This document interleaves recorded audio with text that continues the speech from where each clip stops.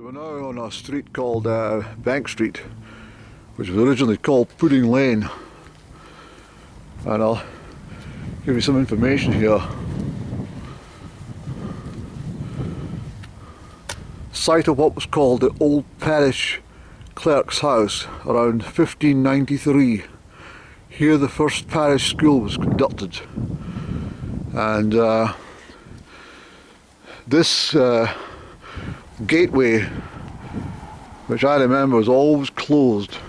This is not the original gated, it was always closed and sort of bent. It was very spooky, and there's been a lot of instances of people being affected by whatever was occurring here. There's the original gate hook there. This is new. So what they did here, which was an absolute scandal, was this was a full graveyard dating back for hundreds of years. And what they did is they removed all the gravestones and they put them all in a row over there. It was absolutely shocking what they did. And there's a sign to confirm what they did. In memory of all those whose remains lie buried in this churchyard, but whose headstones no longer exist. That is a bloody cheek, isn't it?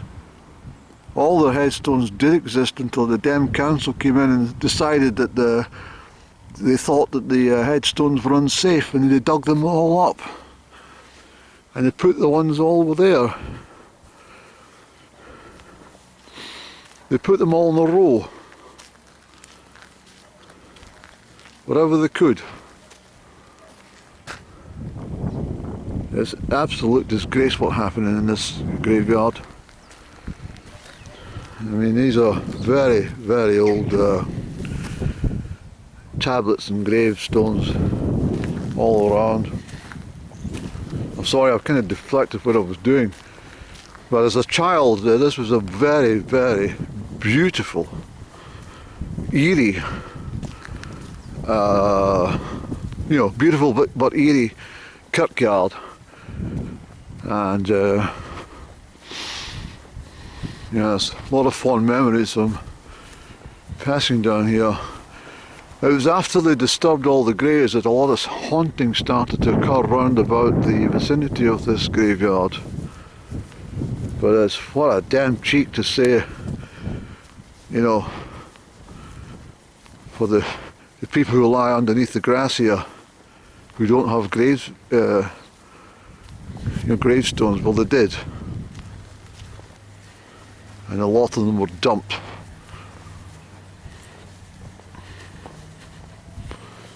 Now, unfortunately, my memory is not as good to remember which ones were actually still positioned, but for example, here's one 1842. That's not its original position. You can see how it's been dug in there. These are all been dug in.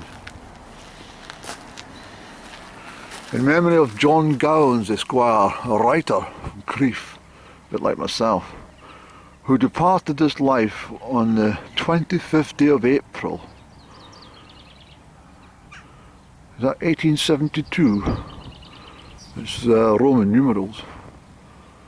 Aged 57 years.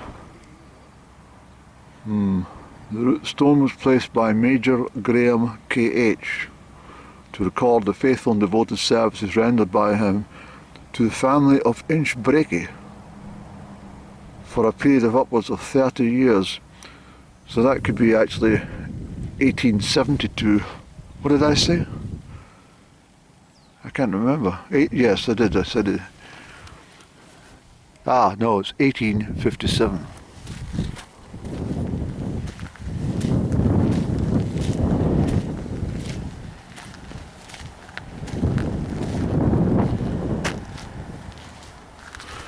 Here are deposited remains of Mary Young, wife of John Laurie, parochial schoolmaster at Benee, who died on the 10th of March 1840. Again, all just dug in. It's a shocking situation. But anyway, that's the St Michael's Church there.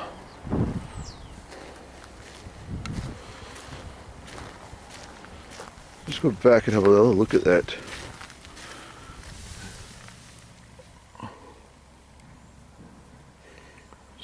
L.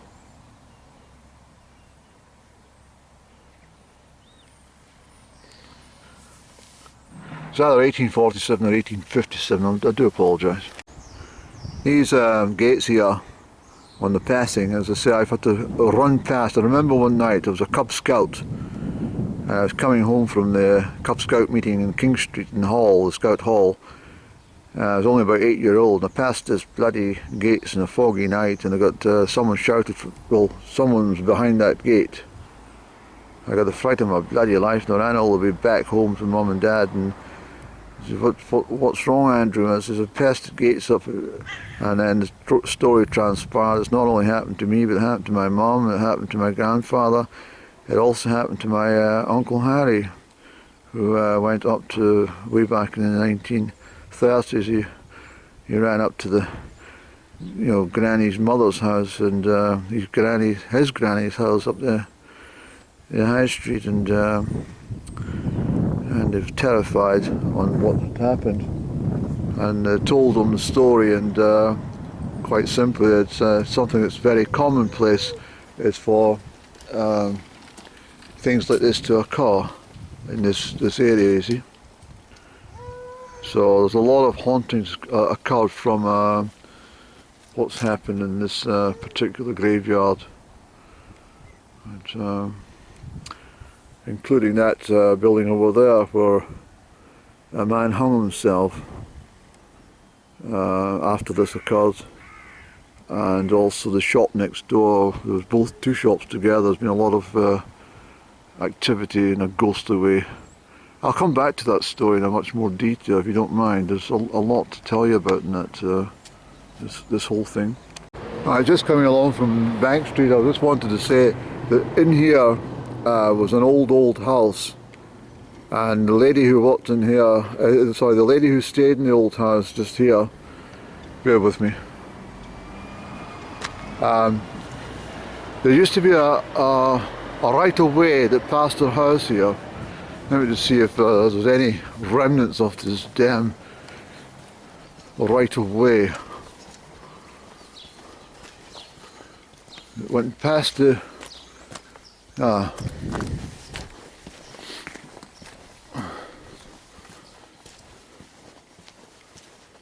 can't see a damn thing now. They've got everything blocked off, Annie. But I can assure you that down the side of that house there's a lane went down. It was a right of way. And this old lady that lived in this property here, her face was the colour of this. She had a very, very yellow complexion, and she smoked about 100 cigarettes a day, and she lived in the old house just in there, and she also worked in the cinema, because that's the old cinema there, you see. That's the old Caledonian cinema, which is converted into housing. But she lived in this old, rickety old house, and she was always standing at the door all day long, smoking. Every time we went from school, going to school or coming back from school, she was always standing there smoking. And when she worked in the ticket office in the cinema, she had a cigarette in her mouth. And she was yellow, completely yellow in the face.